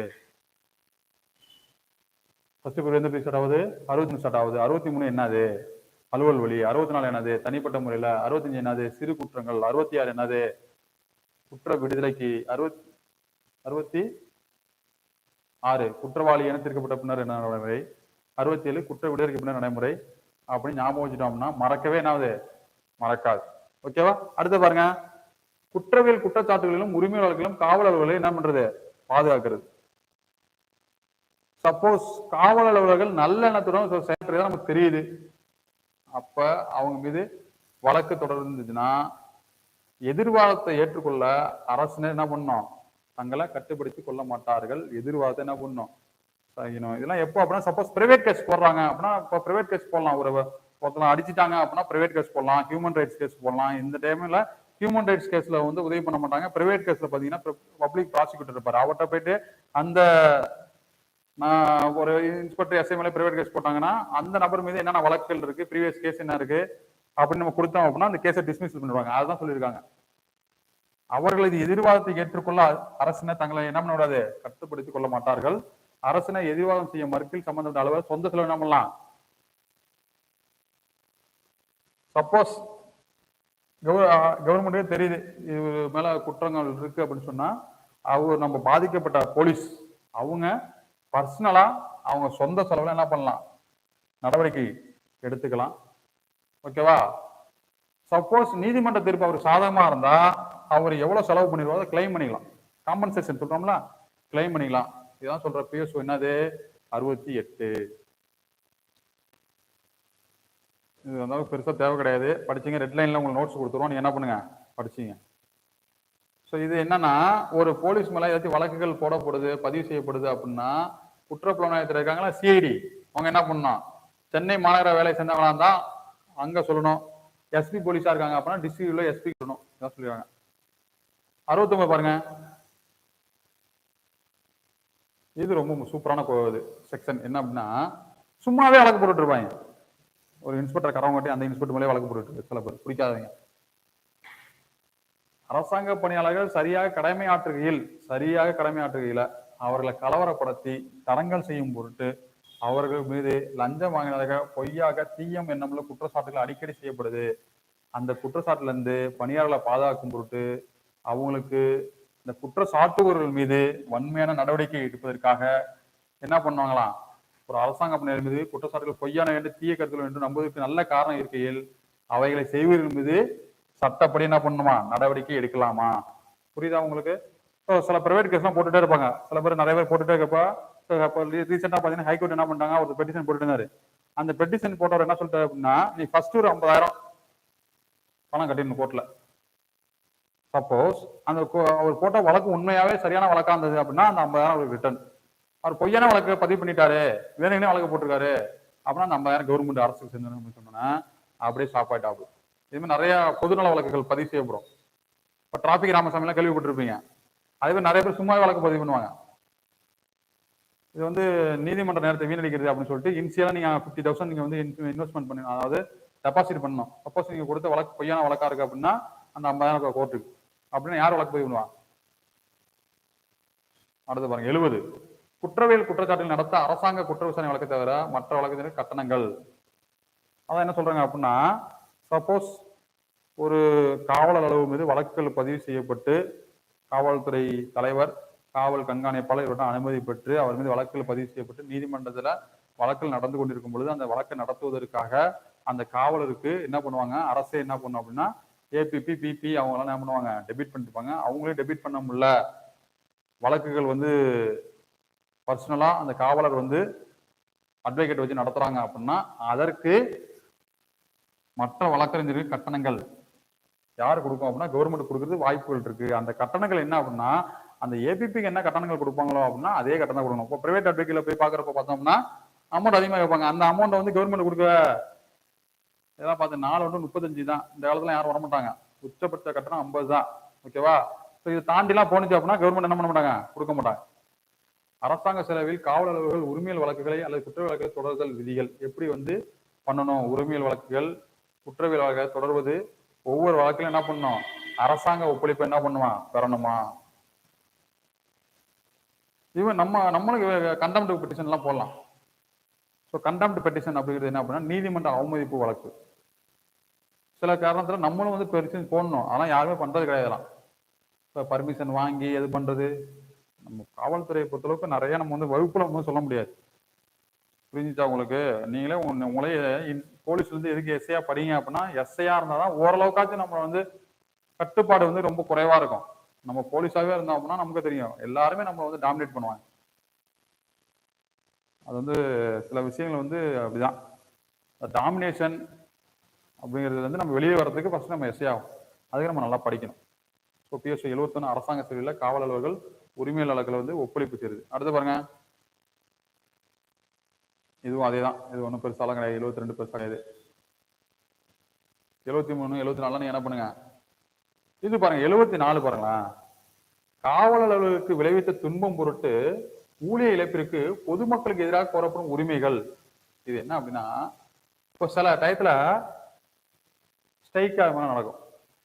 நடக்கிறப்ப அந்த ஸ்ட்ரைக்கில் ஈடுபடுறவங்க போலீஸ் அசால்ட் பண்ணிடுவாங்க, போலீஸ் வெஹிக்கிள் அசால்ட் பண்ணிடுவாங்க, டேமேஜ் பண்ணுவாங்க. அப்ப அவங்க அப்படியே விட்டுட்டு போறதா, அவங்க வழக்கு மட்டும் பதிவு செய்யறதா அப்படின்னா அப்படி கிடையாது.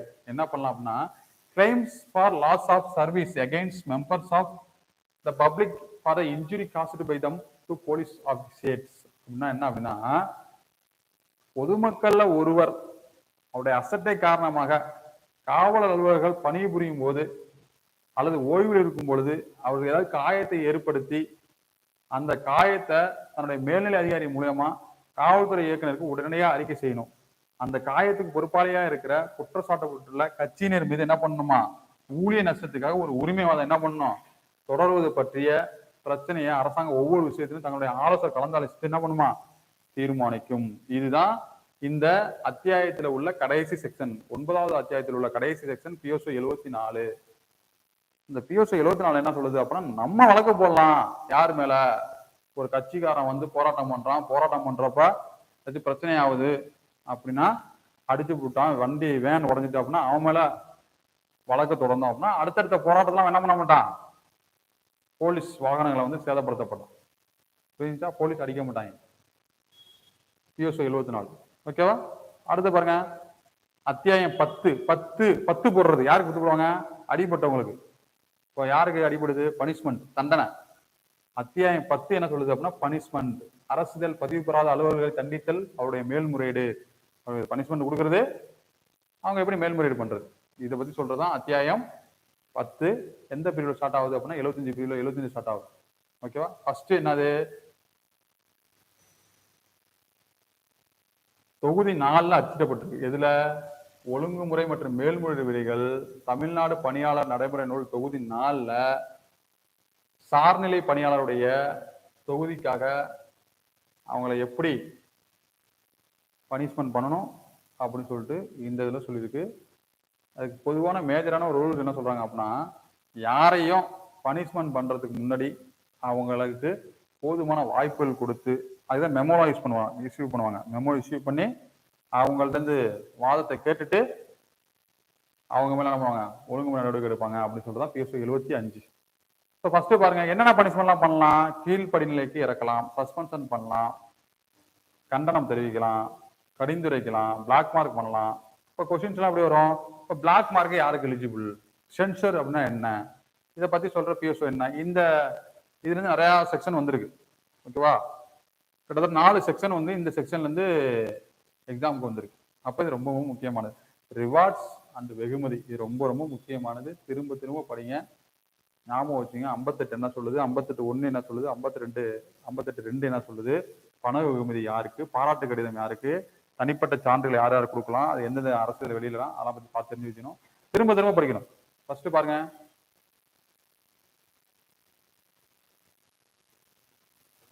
75 பார்த்தாச்சு. 76 கீழ்படிநிலைக்கு இறக்குதல்.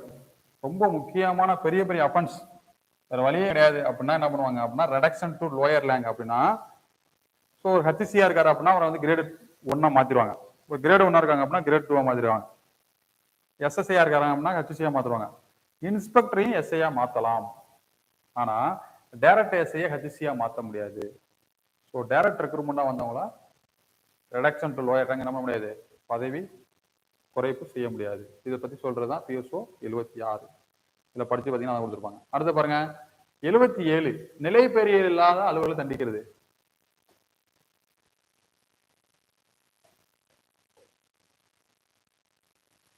அப்படின்னா என்ன அப்படின்னா, இன்சார்ஜ் ஒரு இன்ஸ்பெக்டர் காவல் நிலையத்துக்கு இல்லாதப்ப இன்னொரு இன்ஸ்பெக்டர் இன்சார்ஜ் போடுவாங்க. அந்த இன்ஸ்பெக்டர் இன்சார்ஜில் இருக்கப்ப ஏதாச்சும் அஃபென்ஸ் நடந்தது, ஏதாச்சும் வந்து அந்த ஏதாச்சும் ஒரு பெரிய கலவரம் நடந்தது அப்படின்னா வேற வழி இல்லாம அந்த இன்ஸ்பெக்டர் என்ன பண்ணுவாங்க, சார்ஜ் கொடுத்துருவாங்க. அதை சொல்றதா என்னது PSO 77. 77 இந்த இவருக்கு பொழுது இவர் நிலை பெயரில்லாத பணியாளர்கள் தண்டித்தல், தண்டனை அளிக்க தகுந்த அதிகாரிகள் கொடுத்துருவாங்க. நிலை பெயரில்லாத பணி அலுவலர்கள் ஒருவரை அவரது பதவியில் ஒரு நிலையான அதிகாரியை நடத்தும் வண்ணமே என்ன பண்ணணுமா, நடத்தணும். 78 சம்பளம் பிடித்தல். இவரால ஏதாச்சும் அரசு சொத்துக்கு இழப்பீடு ஏதாச்சும் வந்தது அப்படின்னா சம்பளத்தை பிடிச்சிருவாங்க. நீங்க ஓய்வு பெற்றாலும் சரி உங்க சம்பளத்தை என்ன பண்ணுவாங்க, பிடிச்சிருவாங்க. 78 அவ்வளவுதான். 78க்கும் சம்பளத்துக்கு ஞாபகம் வச்சுக்கணும். 78,000 சம்பளம் ஞாபகம் வச்சுங்க. எப்போ 78,000 வாங்குறீங்களா, சம்பளம் வந்து 78,000 அப்படி ஞாபகம் வச்சுங்க. சம்பளம் எவ்வளவு? 3A பாத்தீங்கன்னா வித் குமுலேட்டிவ், வித்தவுட் குமுலேட்டிவ் அப்படின்னு இது கொடுப்பாங்க. வித்தவுட் குமுலேட்டிவ் அப்படின்னா சம்பளத்தை பிடிக்க மாட்டாங்க. வித் குமுலேட்டிவ் அப்படின்னா சம்பளத்தை எப்படி பிடிக்கிறதுனா உங்களுக்கு வந்து கிரேட் பே வந்து இன்கிரிமெண்ட் ஆகாது. 78 79 ஓய்வூதியத்திலிருந்து பிடித்தல். ஓய்வு பெற டயத்துல ஆச்சு பண்ணிவிட்டீங்க அப்படின்னா என்ன பண்ணுவாங்க, பிடிச்சிருவாங்க. 80 பணிநிலை இறக்கம், கட்டாய பணி ஓய்வு, பணியளவு, பணி நீக்கத்திற்கு முன்பு நடைமுறை. ஒருத்தர் பாருங்க 3B இதெல்லாம் எதை சொல்லிருக்கு, 3A 3Bன்னு சொல்றாங்கல்ல, 3Bல தான் என்ன சொல்லியிருக்கு, பணிநிலை இறக்கம், கட்டாய பணி ஓய்வு, பணி அரவு. ஒருத்தவங்க பணி நீக்கம் பண்றாங்க அப்படின்னா உங்களுக்கு 3B சார்ஜ் கொடுத்துருப்பாங்க. இப்போ முக்கியமான ஊழல்ல ஈடுபட்டிருக்காங்க, மிகப்பெரிய அஃபென்ஸ் பண்ணிருக்காங்க அப்படின்னா நாளைக்கு ரிட்டர்மெண்ட் அப்படின்னா இன்னைக்கு சஸ்பென்ஷன் பண்ணுவாங்க. சஸ்பென்ஷன் கொடுத்து திருப்பி சார்ஜ் கொடுத்துருவாங்க. அப்ப திருப்பி சார்ஜ் கொடுத்தா என்ன பண்ண முடியாது, அவங்களால ஓய்வு பெற முடியாது. அதை சொல்றதா என்னது PSO 80.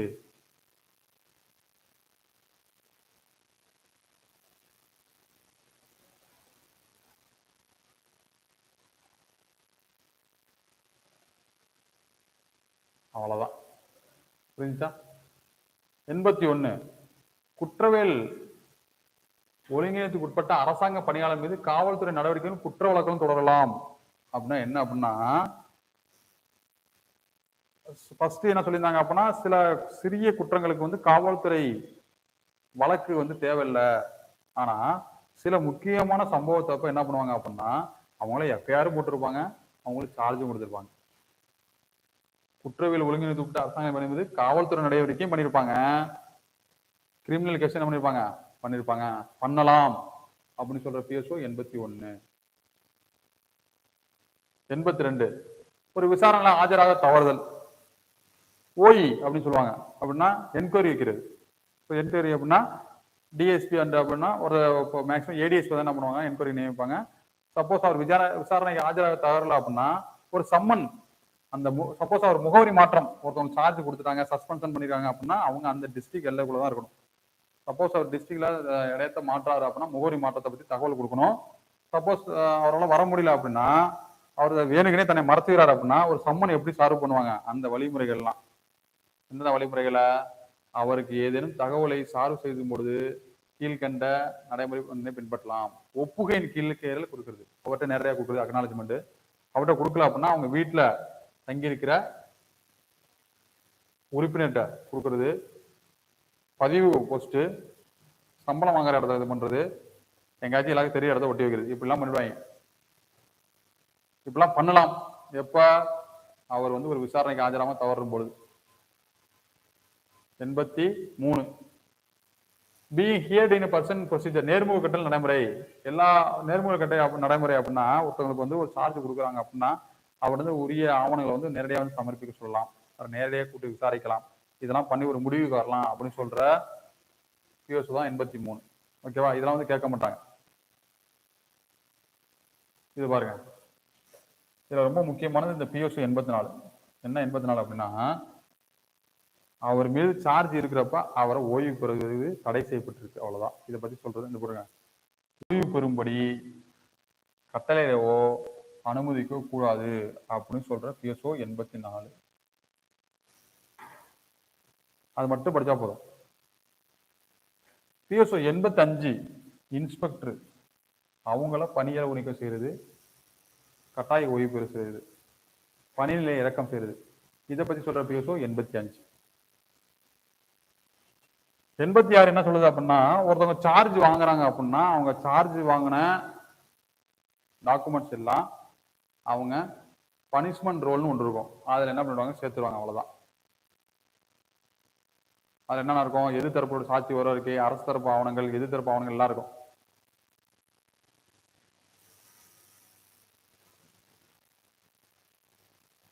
எண்பத்தில விட்டுருங்க, 88 தேவையில்லை. 89 ரொம்ப முக்கியமான, நல்லா பாத்தீங்களா, கீழ் கிராம நிலை கால சம்பள ஏற்ற முறையில் கீழான நிலைக்கு இறக்கம் அப்படின்னா கிரேடை குறைக்கிறது, இன்கிரிமெண்ட்.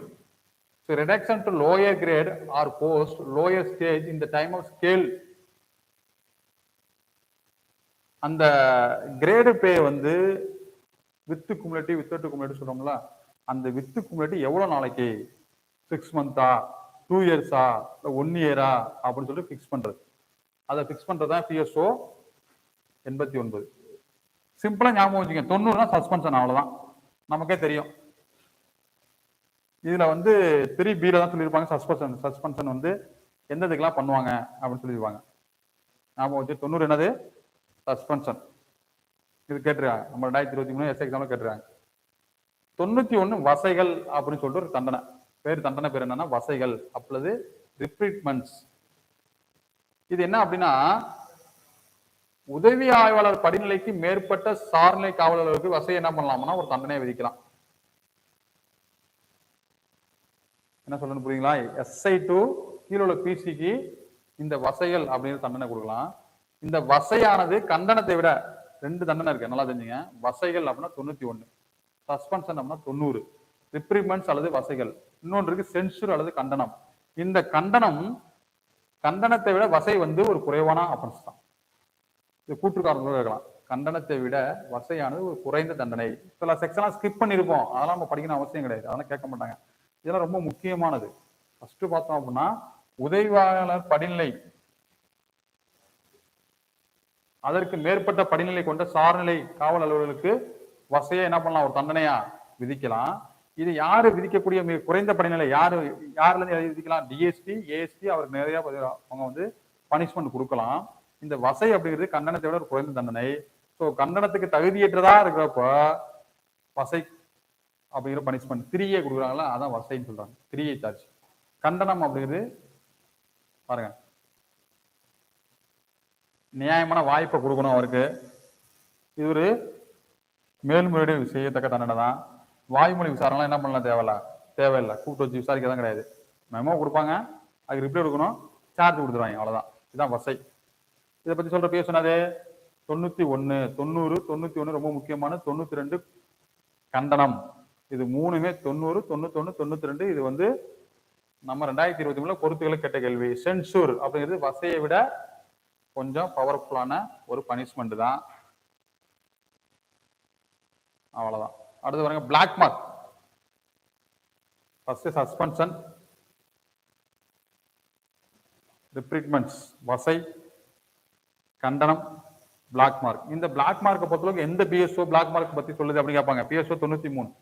அடுத்து என்ன கேட்பாங்க, இதுக்கு எலிஜிபிள் யாரு? ஹச்சி டு பிசி, அவங்க தான் எலிஜிபிள். எஸ்ஐக்கு பிளாக் மார்க் கொடுக்கலாம்னா கொடுக்க முடியாது. ஏன்? பிஎஸ்ஓ சொல்லுது, அவ்வளவுதான்.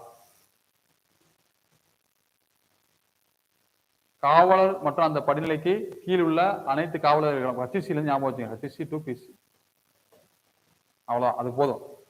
அடுத்த பாருங்க பிஎஸ்ஓ 95 யார சொல்லுது அப்படின்னா டெசர்டர். ஒருத்தவங்க பணிக்கு வரலாம் அப்படின்னா அவங்களுக்கு டெசர்டரா அறிவிச்சிருவாங்க. இது ஃபர்ஸ்ட் பாயிண்ட். பிஎஸ்ஓ 95 போட்டுங்க, போட்டீங்களா? பிஎஸ்ஓ 95 டெசர்டர். 21 டேஸுக்கு அவங்க வந்து பணிக்கு வரல அப்படின்னா அவங்க டெசர்டர்னு அறிவிக்கப்படுது. சப்போஸ் 21 நாள் கழிச்சு வர்றாங்க அப்படின்னா அவங்க எவ்வளவு நாளுக்குள்ள வந்தா வாய்ப்பு இருக்கு? 2 மாசத்துக்குள்ள வரணும். அந்த 2 மாசத்துல வரப்ப யார்கிட்ட அறிக்கை பண்ணணும்? எஸ்பி கிட்ட அறிக்கை பண்ணணும். இந்த 3 பாயிண்ட் இருக்கும், அவ்வளவுதான். டெசர்ட்னா என்னது? 21 நாளைக்கு பணிக்கு வராம இருக்கிறது. சப்போஸ் அவங்க 21 நாள் கழிச்சு ஏதாச்சும் ஒரு முக்கியமான சுச்சுவேஷன் அறிக்க முடியாத லீவ் எடுத்துட்டாங்க அப்படின்னா 21 நாளைக்கு கழிச்சு வரலாம் அப்படின்னா ஆக்சுவலா அவங்களை வந்து நம்ம வந்து ரெஜிஸ்டர்ல இருந்து எடுத்துருவாங்க, பேர் எடுக்கணும், எடுக்க மாட்டாங்க, வாய்ப்பு கொடுப்பாங்க. 2 மாசத்துல வர்றாரு அப்படின்னா அவர் வந்து யார்கிட்ட போய் பர்மிஷன் அப்படின்னா 2 மாதத்துல வர்றப்ப எந்த காவல் கண்காணிப்பாளர் கீழே பணிபுரியாரோ அந்த காவல் கண்காணிப்பாளர் என்ன பண்ணணும்? அறிக்கை பண்ணணும், அவ்வளவுதான் விஷயம். 95.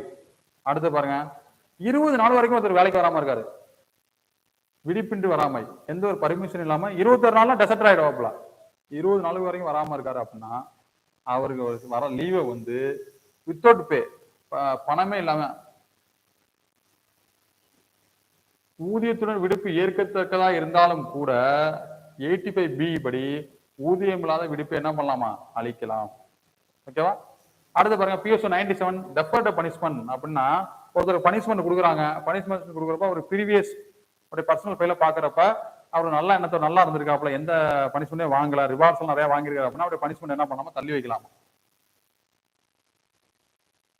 தள்ளி வைத்த கால நடப்பில் சிறு குற்றங்களும் சிறிது பெரிது ஒழுங்கின குற்றங்களிலும் ஒரு மனிதனுடைய முன் வரலாறு நல்லதா இருக்கப்ப 3 முதல் 6 மாதத்துக்கு அவருடைய பனிஷ்மெண்ட் என்ன பண்ணலாமா? தள்ளி வைக்கலாம். பிஎஸ் 98 சொல்லியிருக்காங்க பாருங்க, தண்டனையை ஒத்தி வைக்கிற முறை என்னதுன்னா சார்நிலை காவலர்களை தவிர மற்றவர்கள் என்ன பண்ணாது? பொருந்தாது அப்படின்னு சொல்றது பிஎஸ் 98. ஈஸியா தானே இருக்கு, ஞாபகம் வச்சுக்கலாம். திரும்ப திரும்ப படிச்சா ஞாபகம் வரும், நம்பரை ஞாபகம் வைக்கிறோம். இப்ப இந்த கேள்வி வந்து தண்டனையை ஒத்தி வைக்கும் முறையானது யாருக்கு பொருந்தாது அப்படிங்கிறத நம்ம சொல்லிவிடலாம். சார்நிலை காவல் அலுவலரை தவிர மற்றவர்களுக்கு பொருந்தாதுன்னு சொல்லிடலாம். ஆனா கொஸ்டின் அப்படி மாட்டாங்க. இதை பத்தி சொல்ற பிஎஸ்ஓ எதுன்னு கேட்பாங்க. 98 அதுக்கு ஞாபகம் வச்சிடும். பிஎஸ் அத்தியாயம் 10 பனிஷ்மெண்ட்டை பத்தி சொல்லுது. அதுல 75 பனிஷ்மெண்ட் ஸ்டார்ட் ஆகுது. ஸோ அதுல 90 எதை பத்தி சொல்லுது? 91, 92, 93, 94, 95, 96 எல்லாம் ரொம்ப ரொம்ப முக்கியமானது. 99 என்ன சொல்லுது அப்படின்னா இந்த தண்டனை எப்போ அமலுக்கு வருது அப்படின்னா கையெழுத்து போட்டு வாங்குறாங்க பார்த்தீங்களா, அன்னையில தான் அமலுக்கு வந்துடும். பிளாக் மார்க் நீங்களாக மற்ற தண்டனைகள் உத்தரவில் தேதி குறிப்பிட்டிருந்தால் அன்றி மற்றபடி பாதிக்கப்பட்டவர் உத்தரவை பெற்றுக்கொண்ட தேதி முதல் கொண்டு அமலுக்கு வரும் அப்படின்னு சொல்ற பிஎஸ் 99. அடுத்து பாருங்க, கடமை தவறியல் குறிப்புதல் தண்டனை குறித்தல் entry of punishment in defaulter sheet. உங்களுடைய டிஃபால்டர் சீட்ல உங்களுடைய பனிஷ்மெண்ட் என்ன பண்ணிருப்பாங்க, என்ட்ரி பண்ணிட்டே வந்துட்டே இருப்பாங்க. இதை பத்தி சொல்றதா பிஎஸ் 100. ஓகேவா? ஒரு 10 செக்ஷன் மட்டும் லைட்டா ஸ்கிப் பண்ணிருப்போம். ரிமைனிங் செக்ஷன்லாம் ஓரளவுக்கு என்னென்ன கீ பாயிண்ட்ஸ் தேவையோ, என்னென்ன எக்ஸாம்ல கேட்டவங்க எல்லாமே உங்களுக்கு டெப்தா சொல்லிருப்போம். ஓகேவா? இது அப்படியே நோட்ஸ் எடுக்கணும். கிளாஸ் ஹெட்செட்டை போடணும், மொபைலை வைக்கிறோம், கான்சன்ட்ரேஷன் பண்றோம், அப்படியே கீ பாயிண்ட் நோட்ஸ் தெளிவா எடுக்கிறோம். அந்த நோட்ஸ் அப்படியே பிஎஸ்ஓ தனியாக ஒரு நோட்டு, சைக்காலஜி தனியாக ஒரு நோட்டு, தமிழுக்கு ஒரு நோட்டு, இங்கிலீஷுக்கு ஒரு நோட்டு. என்னென்ன படிச்சிருக்கோம், என்னென்ன படிக்கல அப்படிங்கிறது உங்களுக்கு தெரியணும். டைம் ஃபிக்ஸ் பண்ணிடணும். இத்தனை மணிக்கா நான் கிளாஸ் அட்டன் பண்ணுவேன். அதுக்காக உங்களுக்கு மேக்ஸிமம் லா கிளாஸ் வந்து 9 to 10, அப்படிலாம் 8 to 9 அந்த டயத்தில் உங்களுக்கு ஃபிக்ஸ் பண்றோம். ஓகேவா? ஸோ இதுக்கு மேலே 11 to 12 நம்ம கிளாஸ் எடுக்க முடியாது. ஸோ இன்னைக்கு நம்ம என்ன பார்த்துருக்கோம் அப்படின்னா, ரிவார்ட்ஸு, பனிஷ்மெண்ட்டு, குற்ற வழக்கு, இந்த 3 அத்தியாயம் பார்த்துருக்கோம். ப்ரீவியஸ் கிளாஸை நம்ம என்ன பண்ணியிருக்கோம், டிஸ்கஸ் பண்ணியிருக்கோம். இந்த அளவுக்கு நம்ம படித்தா போதும். ஸோ நிறைய பேர் டெஸ்ட் எழுதாமல் இருக்கீங்க, டெஸ்ட் எழுதுங்க. நாளைக்கு பிஎஸ்ஓ 51 to 100 வரைக்கும் என்னது உங்களுக்கு டெஸ்ட்டு. நாளைக்கு என்ன உங்களுக்கு என்ன கிளாஸ் அப்படின்னா, பிஎஸ்ஓ 101 101 to 150 வரைக்கும். ஏன் அப்படின்னா பேட்ச் 1க்கு 101 to 150 வரைக்கும் 150 செக்ஷன் முடிச்சிருக்கோம். ஸோ ரெண்டுக்கு ஈக்குவல் பண்ணிட்டு அடுத்ததுலேருந்து பேட்ச் 1 பேட்ச் 2 ரெண்டுக்கு சேர்த்து உங்களுக்கு வந்து என்ன பண்ணிடுவோம், 151 ஸ்டார்ட் பண்ணிடுவோம். ஓகேவா? ஸோ கிளாஸஸ் வந்து சூப்பராக தான் போயிட்டு இருக்கோம். தொடர்ச்சியாக ஃபாலோ பண்ணீங்க அப்படின்னா கண்டிப்பாக நீங்கள் சக்ஸஸ் பண்ணலாம். முடிஞ்ச வரைக்கும் உங்கள் ஃப்ரெண்ட்ஸுக்கு நீங்கள் என்ன பண்ணுங்க, நம்முடைய அரியணை ஐஏஎஸ் அகாடமி ரெஃபர் பண்ணுங்க. ஸோ கோச்சிங் தரமாக தான் இருக்கும். நீங்கள் suppose after notification direct class கூட நீங்கள் வந்து என்ன பண்ணலாம், அட்டன் பண்ணிக்கலாம். உங்களுக்கு வந்து எக்ஸ்ட்ரா ஃபீஸ்லாம் நம்ம வந்து வாங்க மாட்டோம். ஸோ நீங்கள் செலுத்திய கல்வி கட்டணம் அப்படிங்கிறது இங்கே பயன்படுத்துகிற உபகரணங்கள், கரண்ட் பில்லு, ஸ்டாஃப் ஃபீஸு, இதுக்கு தான் வந்து நம்ம பயன்படுத்த போகிறோம். ஸோ எங்களோட நோக்கம் எல்லாமே நீங்கள் வெற்றி பெறணும், அவ்வளோதான். ஒரு பிசியாக இருந்து ஒரு எஸ்ஏ எக்ஸாம் ப்ரிப்பேர் பண்ணுறது ரொம்ப ரொம்ப எல்லாராலையும் முடியாது. 1 லட்சத்துக்கு மேலே போலீஸ் இருக்காங்க, அவங்க எல்லாருமே எஸ்ஏ எக்ஸாம் அப்ளை பண்ண கிடையாது. அப்ளை பண்ணுறது ஒரு 7000 பேர் தான், அது ப்ரிப்பேர் பண்ணுறது ஒரு 1000 பேர் தான், நல்லா படிக்கிறவங்க ஒரு 500 பேர் தான், போட்டியே பார்த்தோம்னா 200 பேருக்கு தான். அந்த 200 பேர்ல நீங்கள் ஒரு ஆளாக இருக்கணும். அடுத்து வரப்போகிற எஸ்ஏ எக்ஸாமில் பாஸ் பண்ணி எஸ்ஏ ஆகணும், அதான் நம்மளுடைய ஆசை.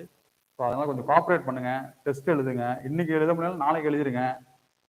உங்களுக்கே நீங்கள் ஃபாலோ பண்ணீங்க, உங்களுக்கு ரோல் மாடல் நீங்கள் தான். நீங்களா படித்தா மட்டும் தான் பாஸ் பண்ண முடியும். யாரும் உங்களை என்ன பண்ண முடியாது, படிங்க அப்படின்னு சொல்ல முடியாது. ஓகேவா? ஸோ நெக்ஸ்ட் கிளாஸ் நம்ம சந்திப்போம். உங்கள் அனைவருக்கும் அரியணை ஐஏஎஸ் அகாடமி சார்பாக வெற்றி வாழ்த்து நண்பர்களே. நன்றி, வணக்கம்.